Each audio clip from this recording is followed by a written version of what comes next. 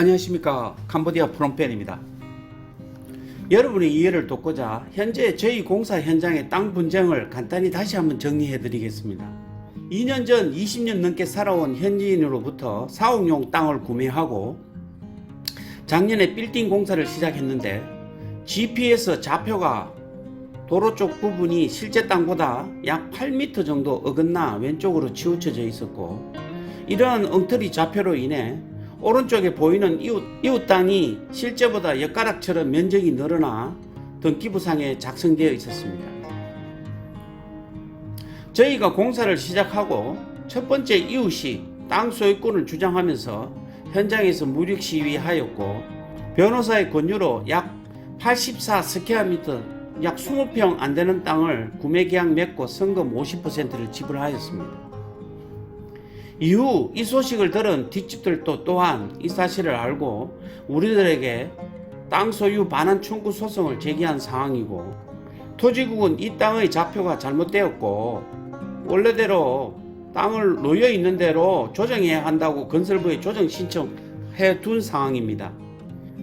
지난 2월 25일 금요일 오후 구청의 요청으로 또 분쟁 땅 주인과 구청에서 만났습니다.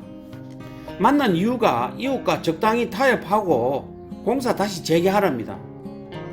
얼마나 화가 나든지 구청에서 너희 마음대로 공사 중단시켜 놓고 이제 와서 옆집 협의회 공사하라고 하면 다음에 또 무슨 일이 일어나 발생할지 모르는데 당신들 믿고 공사를 재개를 할 생각은 전혀 없다. 걱정하지 마라. 법원 판결할 때까지 2년이고 3년이고 기다리겠다. 공사 안 한다. 여러분들의 사소한 욕심에 너무 지쳤다. 그리고 우리가 성수하면 이 손실은 그 누구에게 꼭 묻겠다라고 하고 돌아왔습니다. 사실 법원에서는 과거 가집행 명령 때 분쟁 땅 116스퀘어미터만 제외하고는 나머지 문제없는 온전한 우리 땅은 공사를 계속하라고 명령했으나, 이마저도 이웃은 우리 공사 재개를 방해할 뿐만 아니라 관공서까지 동원해 이웃을 동조하고 있는 것입니다. 다 돈 때문이지요. 과연 외국인인 제가 땅 주인이 아니고 현지인이었다면 이웃들은 이렇게까지는 하지 않았을 것입니다. 아무튼 금주 3월 1일 법원 공판이 개정됩니다. 이 자리에서 공식적으로 이 분쟁 땅 포함 전 땅에 대해 공사 재개해달라고 요청할 예정입니다.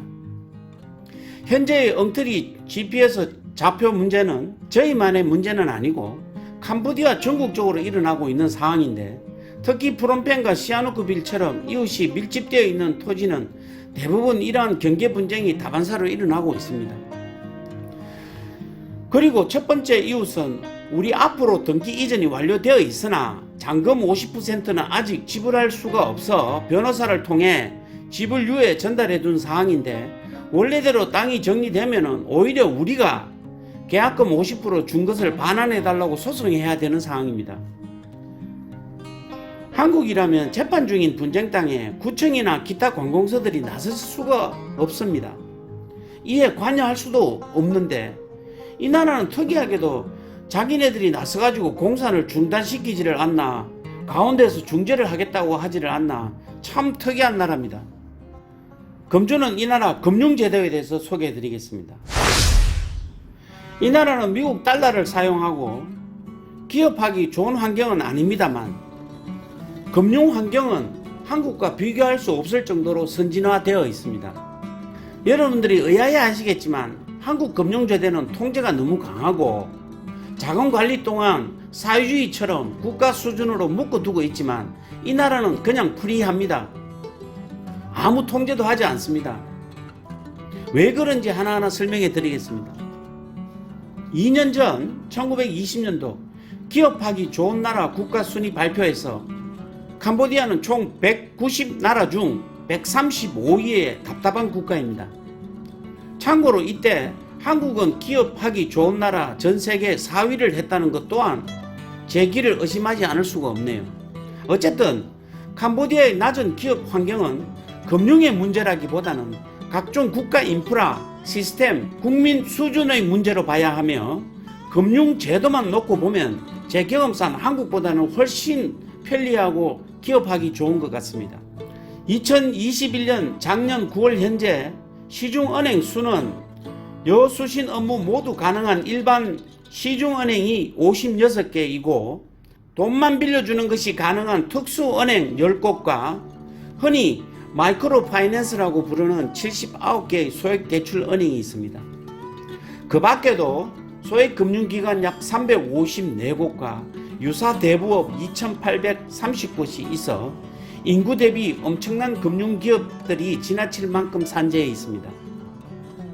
그러면 왜 이렇게 앞다투어 전 세계 많은 은행들이 캄보디아를 진출하려고 하는 것일까요? 그 이유는 연 7% 이상의 높은 경제성장률을 기초로 한국보다 최소 2배 이상 높은 예대 마진의 달콤함이 있으며 한국과 달리 100%의 해외 자본을 허용하는 금융개방성과 달러를 자국화폐처럼 사용함으로써 환리스크가 전혀 없고 은행에서 신용대출이란 자체가 없으며 부실 채권 비율도 2% 내외의 낮은 수준이며 캄보디아 인구 1700만 명 중 22%만이 은행 계좌를 보유하고 있어 잠재적 고객이 무궁무진하다는 점, 그리고 마지막으로 무엇보다도 최대의 이점은 이익금뿐만 아니라 투자 원금조차도 정빙한 자료만 제출하면 세계 어느 나라로든 묻지마 송금이 가능한 외환 정책이 받쳐주고 있기 때문입니다. 이러한 장점만으로도 한국 금융보다 비교 불가할 정도의 개방성을 가지고 있으며 홍콩이나 싱가포르가 견줄 만한 높은 수준의 금융제도 운영국입니다. 이 같은 매력에 힘입어 외국계 자본이 물밀듯이 들어오고 있으며 지난 8년간 캄보디아 은행권 자산은 무려 연평균 34%씩 급성장하였고 코로나 시국인 2020년에도 14.7%로 나홀로 성장할 정도였습니다. 그리고 캄보디아가 달러를 사용하게 된 이유는 원래 캄보디아는 1953년 처음 동전과 지폐를 사용하였으나 khmer rouge 통치 기간 동안 모든 은행이 폐쇄되고 화폐를 소각했다가 khmer rouge 패망 후 1997년 최초의 중앙은행이 설립되고 나서 다시 지폐가 발행되었으나 레알에 대한 국민의 불신으로 최초 미국의 원조자금 70만 불이 들어왔으나 중앙은행에서 이를 예치시켜 두고 레알 화폐로 유통시켜야 함에도 그러지 못하고 사용처가 급했던 정부는 공무원의 급료부터 모든 지불을 달러로 바로 유통시켜 버렸습니다. 이후 1993년 유엔으로부터 평화유지 활동 및 국가 재검 자금으로 또 한 번 대규모 달러가 유입되는데 이때도 마찬가지로 그대로 유통시키면서 지금까지 달러를 자국화폐처럼 레알은 보조화폐처럼 사용하고 있습니다.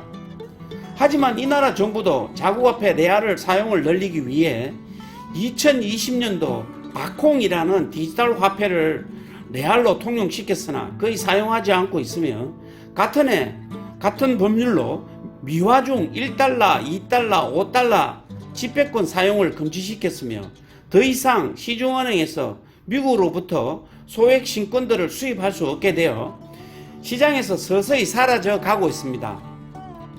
저희같이 캄보디아에서 늘 달러로만 살아온 사람은 잔돈 성격의 레알을 혼용하게 됨으로써 여간 성가신 일이 아닙니다.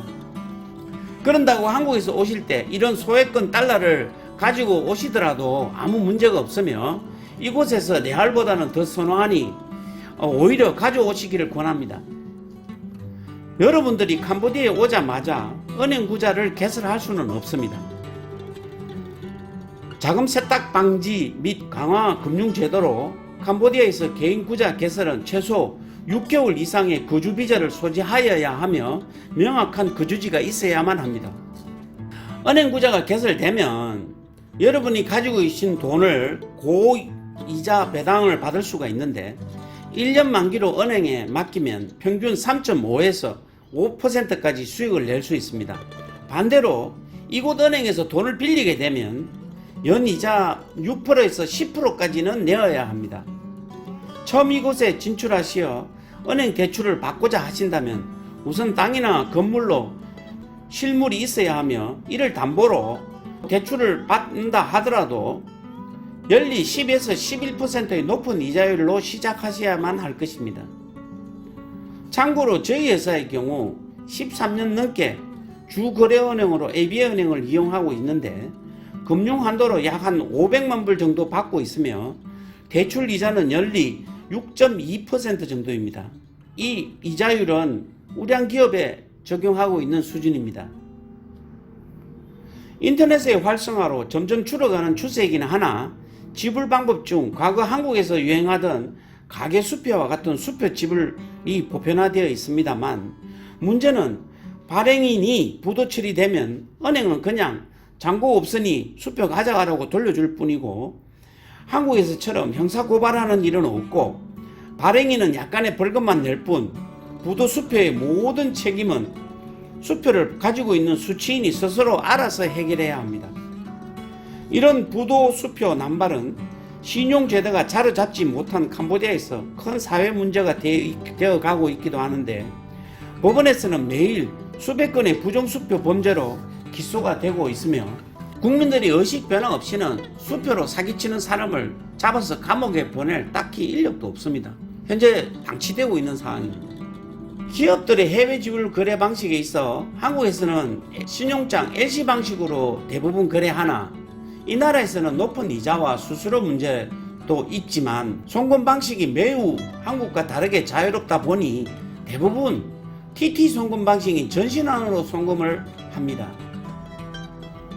한국의 보편화된 신용카드는 과거에 비해 많이 개선되기는 했으나 지불 단말기 보급이 미흡하고 통신사정 등의 문제로 사용자가 많지 않아 늘 현금을 준비하셔야만 낭패를 보지 않으며 지방으로 내려갈 경우 아예 사용할 수 없다고 보셔야 됩니다. 이곳에도 환전상은 있으나 과거와 달리 큰 메리트는 없고 과거 한국에서 캄보디아 근로자들이 본국 송금처로 현지인 환전상을 많이 이용하였으나 지금은 한국의 시중은행들이 이를 모두 흡수하여 환전상에 쓸 자리는 거의 없어져 가고 있습니다. 요즘같이 달러 수요는 많고 원화가 넘쳐날 때 환전상이 1달러당 30%의 높은 수수료를 요구하고 있는데 은행을 통해서 송금하는 것이 오히려 더 저렴합니다.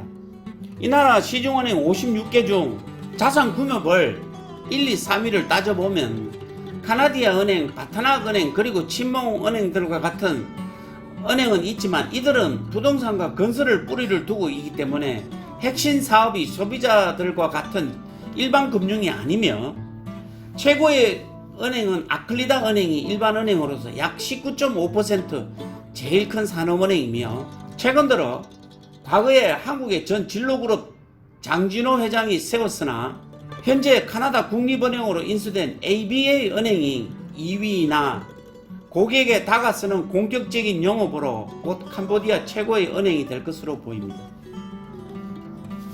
한국은행의 진출 역사 또한 2007년 신한 크메르뱅크가 첫 진출한 이후 크메르 유니온뱅크를 인수한 국민은행이 뒤를 이었으며 가장 최근에 개점한 IBK 기업은행까지 중앙은행과 지방은행 등 총 13개의 대한민국의 은행들이 진출해 있고 PPCB 등 교민이 세운 은행까지 합치면 19곳이나 됩니다.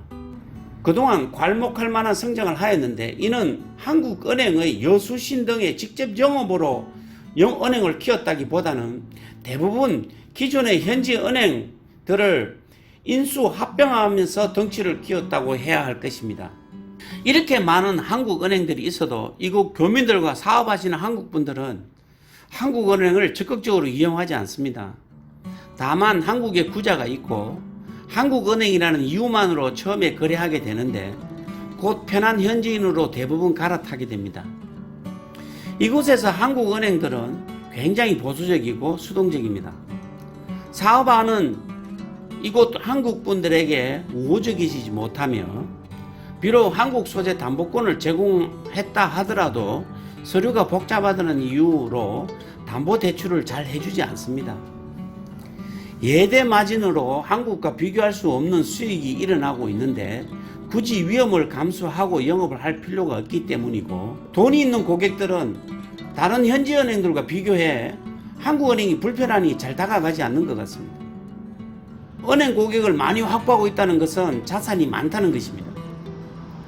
이제 애국심만으로 한국은행을 이용하는 시기는 지났고 계속 낮아지는 은행 문턱과 이자율로 한국 본점에서 빌려온 돈으로 이자만으로 수익을 내는 시기는 끝나가고 있으며 당당히 현지 은행들과 맞짱 떠야 할 시기가 오고 있습니다. 한국 은행들이 모델로 삼아야 할 ABA 은행의 경우 고객 유치를 위해 토요일에도 개장을 하고 있으며 타 은행과 비교가 되지 않는 70개 이상의 전국 지점망을 가지고 있고 650개 이상의 ATM 머신 등이 돌아가며 한국 은행들과 극명하게 비교되고 있습니다. 곧 코로나가 끝나고 다시 한국에서 많은 여유 자금들이 투자를 위해 들어올 것입니다. 아무 장점과 혜택도 없는 불편한 한국은행을 과연 한국 고객들을 이용할지 기존의 고객들을 마저 놓치지는 않을지 걱정이 앞섭니다. 이런 와중에 한국은행과 관련된 불미스러운 소식이 또 한 가지 2018년 이곳 특수은행을 인수해 진출한 대구은행이 지난 2020년 10월 여수신을 함께 가능한 시중은행으로 성격 허가를 받는 과정에서 이곳 공무원들에게 그에게 뇌물을 제공했다가 대구은행 회장 포함 6명의 수뇌부가 한국 재판에 넘겨진 상태입니다. 이 나라의 부정부패 만연으로 돈을 쓸 수밖에 없는 상황이라는 건 모두 이해는 합니다만 그 방법이 은행 본전용 땅 구매를 하던 중 300만 불을 땅 사기 당했다고 소문낸 것은 이곳에 살고 있는 교민이라면 그대로 믿을 사람이 누가 있겠습니까? 다음 시간에는 현지 캄보디아의 코로나 상황과 포스트 코로나 후 변화될 캄보디아의 모습이 무엇일지 그 사전에 조명해보고 설명해 드리고자 합니다. 이번 영상도 시청해 주셔서 감사드리며 다음 시간에 뵙겠습니다. 감사합니다. 안녕히 계십시오.